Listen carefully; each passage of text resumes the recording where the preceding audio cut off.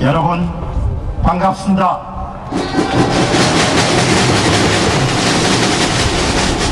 정말 고맙습니다. 그리고 여러분 정말 감사합니다. 오늘 저는 여러분들에게 말씀드리고 싶은 것은 참 많지만 허락된 시간이 그렇게 많지 않기 때문에 제가 여러분들에게 전달하고 싶은 메시지를 짧고 굵게 그리고 단호하게 말씀을 드리도록 그렇게 하겠습니다. 나라가 정말 어렵습니다. 나라가 정말 이렇게 그동안 살아오면서 항상 그 대한민국의 앞날은 밝고 맑았습니다. 그러나 지난 한 3, 4년 전부터 정말 경제 전문가 입장에서 보더라도 나라의 앞이 보이지 않습니다. 그러니까 우리가 지난 70년 정도 한숨과 눈물과 피와 땀을 이용해 가지고 만든 것은 경제가 전체적으로 잘 이렇게 잘 짜여진 일종의 생태계를 만들어냈습니다마는 그 생태계가 원전 산업으로 중심으로 시작해 가지고 제조 분야는 거의 와해되거나 붕괴돼 가는 그런 것을 직접 목격하기도 하고 현장에서 활동하시는 그런 사업가들을 만나면서 정말 그런 부분을 많이 이렇게 체감하고 있습니다. 그러나 그렇게 만든 생태계가 얼마나 중요하고 귀중한지에 대해서는 현재 집권 세력들은 이해가 모자라는지 아니면 알고 싶지 않은지 그렇게 정확하게 그 이유를 알 수 없습니다만은 이 상태대로 가면은 나라의 제조 기반부터 시작해서 많은 부분들이 와해되고 말지 않겠느냐 그런 생각을 저는 하고 있습니다. 그리고 그 첫 번째 시범 케이스가 원자력 산업의 생태계라고 봅니다. 그 원자력 산업 생태계는 지난 60년 정도 이승만 대통령이 각국으로부터 받았던 원조 자금을 조금씩 모아가지고 해외에 국비 유학생을 보내면서 한국의 원자력 산업이 태동했습니다.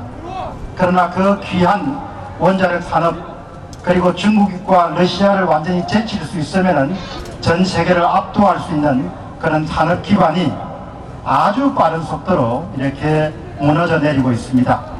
그동안에 저의 관심은 제 자신이 경제 문제를 오랫동안 지켜봤기 때문에 어떻게 하면 좀 잘 살 수 있을 것인가, 어떻게 하면 성장률 좀 끌어올릴 수 있을 것인가, 어떻게 하면 일반 국민들의 지갑이 좀 더 넉넉해지고 두둑해질 수 있도록 만들 것인가, 그런 부분에 항상 관심을 가져왔습니다.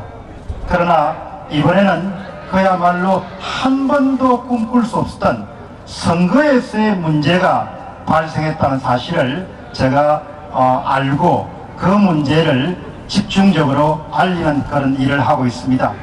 여러분들이 아시다시피 선거란 것은 자유민주주의 체제의 기본이자 토대이자 근간이자 근본이자 거의 전부에 해당합니다. 모든 권력은 공정한 선거 위에 기초하고 있습니다.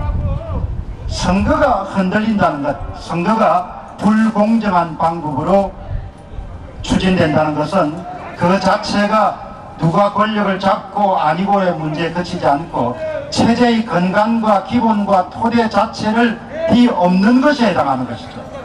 그렇기 때문에 오늘 이 장소에 오신 많은 애국 시민들과 마찬가지로 저 역시 이번에 문제가 되고 있는 선거의 조작 문제, 개표 조작 문제를 그냥 단순히 먹고 사는 차원의 문제가 아니고 우리의 생존과 번영의 가장 중심적인 문제를 유지할 수 있느냐, 보호할 수 있느냐, 그 문제와 관련되어 있다고 봅니다. 여러분도 그렇게 생각하시죠? 여러분, 저는 정치가가 아니기 때문에 현재 21대 총선을 대단히 학구적으로 접근했습니다. 제가 처음에 이 문제를 시작한 것은 남양주시에서 나온 빳빳하게 이렇게 펴진 백매 묶음이 차곡차곡 쌓이는 광경을 한 시민 기자분이 제보하시는 그 영상을 보면서 제가 의문을 갖기 시작했습니다. 그게 4월 16일입니다. 그 영상이 4월 16일 저녁에 올라가니까 4월 17일 날 해당 선관위에서 전화를 해서 선거법 관련된 문제가 있으니까 내려달라 그렇게 이야기를 해서 뭐 골치가 아프지 않습니까? 경찰서 오라 가라 이렇게 하면 그래서 그걸 내렸습니다. 거기서부터 시작이 됐습니다. 그러니까 4월 17일부터 본격적으로 한국의 선거 문제를 접근하기 시작했습니다. 어떤 종류의 정치적 배경도 없이 저는 그야말로 아주 분석적이고 아주 학자적 시각에서 접근했습니다. 그런데 제가 이게 근본적으로 문제가 있다고 이렇게 판단한 것은 4월 23일입니다. 그날이 토요일입니다. 한양공대에서 공학을 전공하신 윤정수란 분이 저한테 테이블을 만들어가지고 도표를 만들어서 보냈습니다. 저는 그 도표를 쫙 보자마자 여기에 조작이 있겠구나라는 생각을 가지고 집중적으로 파고들었습니다. 그렇기 때문에 오늘날 한국의 많은 그런 분들이 이 문제를 파고들지만 가장 처음부터 시작해서 가장 학자적으로 가장 분석적으로 추구한 인물 가운데 한 사람이 아마 제가 아니겠냐 이렇게 생각하고 있습니다. 여러분, 그런데 그런 문제의식을 갖고 있었기 때문에 23일 날 4월 23일 날 조슈아 씨가 10군데에 자기의 엑셀 분석 자료를 보냈습니다. 그걸 제가 4시 정도 보고 그리고 완전히 확정을 했습니다. 이 양반들이 조작을 했구나. 엑셀 데이터를 보고 저는 젊은 날 데이터 훈련을 받았기 때문에 그 숫자를 보는 감각이 있는 거죠. 그러니까 기자 출신들하고 달리 숫자를 가지고 훈련을 받았기 때문에 숫자를 보면 그 숫자에 대한 감각이 여전히 살아있는 겁니다. 그래서 4월 23일 날 아침부터 시작해가지고 여러분들 방송을 본격적으로 하면서 제 자신이 연구를 시작을 했습니다. 그리고 나서 한 달이 훨씬 넘었습니다. 제가 여러분들에게 중간 결과를 말씀드리게 되면은 미메인 교수라든지 그렇게 훌륭하신 분들도 분석을 많이 했지만 여러분, 저한테 사람들이 이렇게 묻습니다. 공박사 이렇게 앞에 선구자처럼 가다가 혹시 잘 안되면 당신 어떻게 하냐? 당신 생각해서 그러는데 당신 그렇게 잘 안되면 어떻게 되냐? 여러분, 이미 선구는 끝났습니다. 그 선구가 어디에 있느냐? 여러분, 어디에 있다고 생각합니까? 사람들은 저 창고에 숨겨진 표를 찾습니다. 여러분, 그 증거는 21대 총선 통계 데이터가 중앙선거관리위원회가 발표했습니다. 그 자료 안에 모든 증거가 다 들어있습니다. 여러분, 통계나 데이터나 숫자는 무지막지합니다. 안면을 봐주지 않습니다. 며칠 전에 제가 만난 숀 박사란 분이 젊은 날에 미국의 어바나 샴피니안 대학에서 숫자 이론을 가지고 박사학위를 받았습니다. 그분 말씀이 이렇다고면요, 숫자를 이길 수 있는 세력은 세상에 아무도 없다는 겁니다. 여러분, 그 21대 총선에 중앙선거관리위원회가 발표한 데이터 안에는 범죄자가 남긴 지문과 범죄자의 행적과 범죄 수법이 고스란히 다 담겨 있습니다.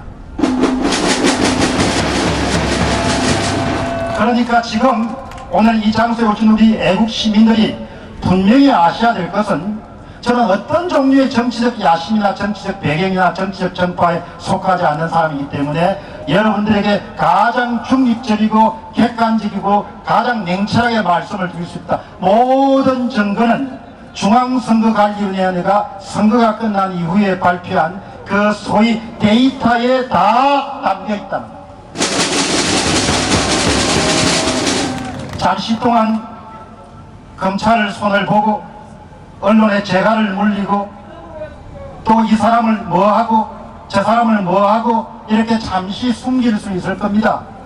아마도 21대 총선은 아마 내년부터 전 세계의 통계학 교과서와 정치학 교과서와 그 다음에 정치학과 통계학의 연구자들의 가장 핫타픽, 가장 뜨거운 연구주제가 될 겁니다. 이렇게 소위 말해서 데이터 조작을 한 경우는 콩고라든지 리비아 사례가 있지만 그 사람들은 가장 내가 볼 때는 그렇게 그냥 부분적으로 적은 수준에 머물렀습니다. 그러나 이렇게 전체 투표수의 몇십 % 정도를 이렇게 만진 경우에는 아마 인류 역사상 거의 처음이지 않겠냐 그런 생각이 듭니다.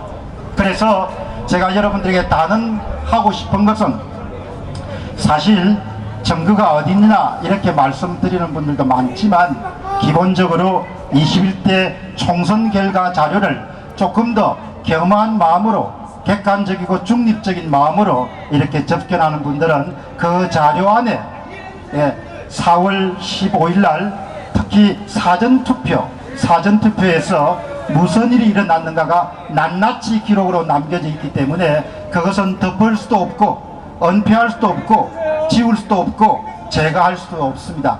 그렇기 때문에 이제 남은 것은 제가 이제 오늘 여기 대법원이고 하니까 제가 남은 것은 이제 우리가 누가 했는지 어떻게 했는지 왜 했는지를 아주 법리적으로 분석적으로 체계적으로 저는 파악을 해서 다시는 그런 일이 이 땅에서 일어나지 않도록 해야 될 것이고 그리고 이 일을 주도하신 분이 계실 테니까 세상 일이란 게 여러분 그렇지 않습니까?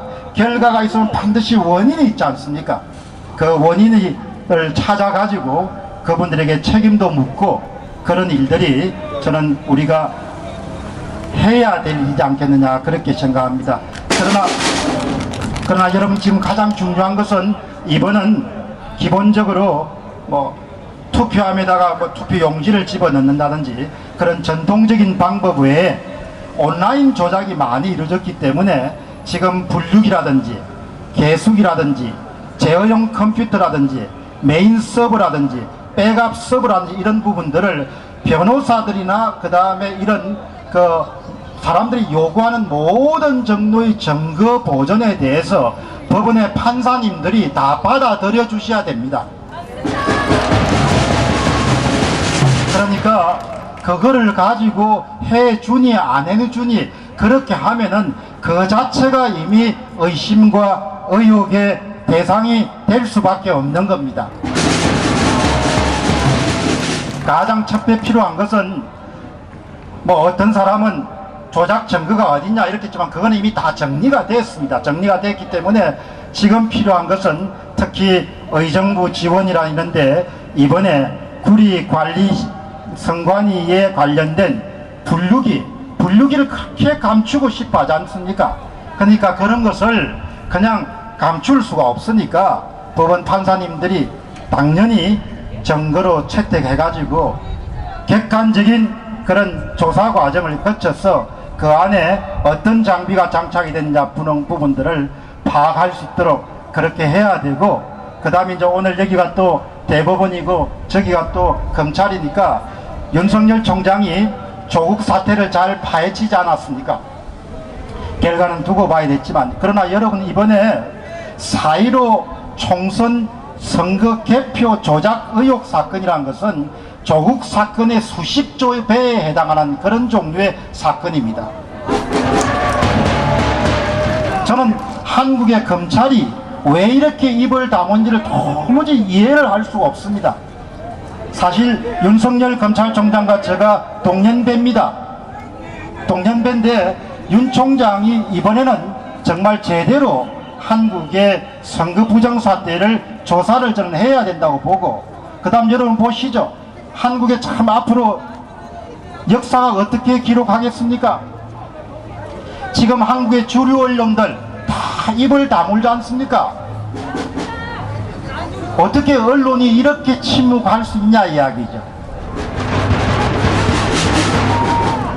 부담이 되면 찬반이라도 소개를 해줘야 되지 않냐, 소개를.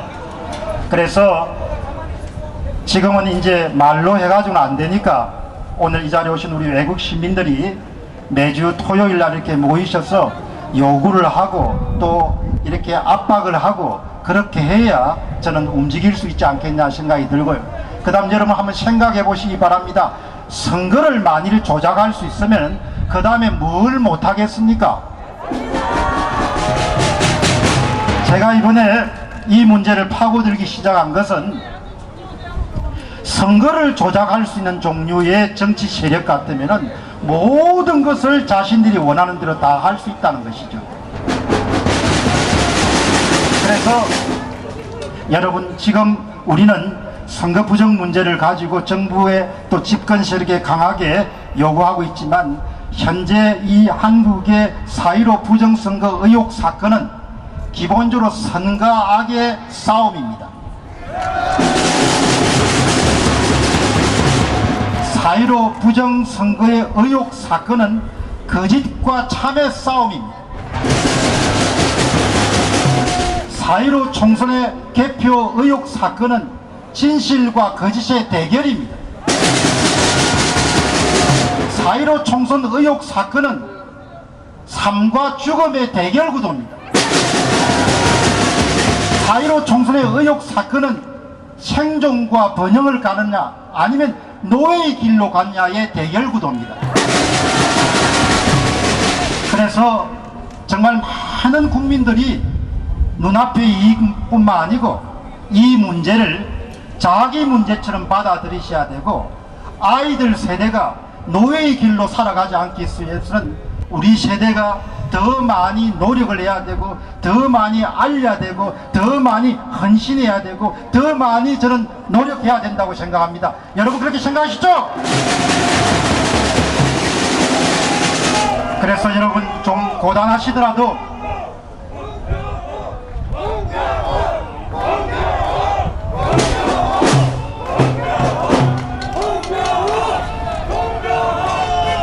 여러분, 저는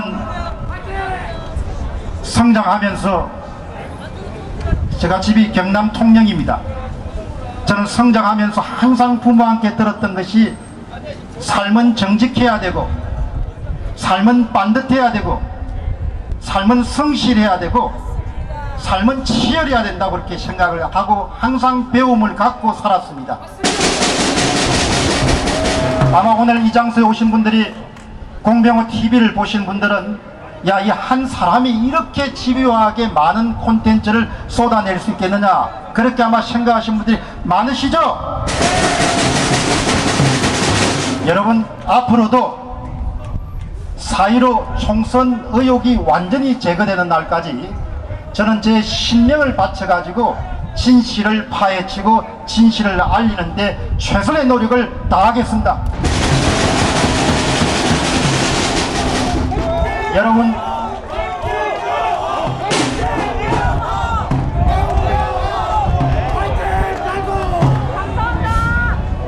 여러분, 우리가 지금 어려운 시기를 맞지만 저는 제가 믿고 따르는 예수 그리스도를 항상 생각할 때마다 이 나라의 지난 80년 70년 세월을 보면은 한시도 좌익과의 싸움에서 쉬웠던 적이 한 번도 없었습니다.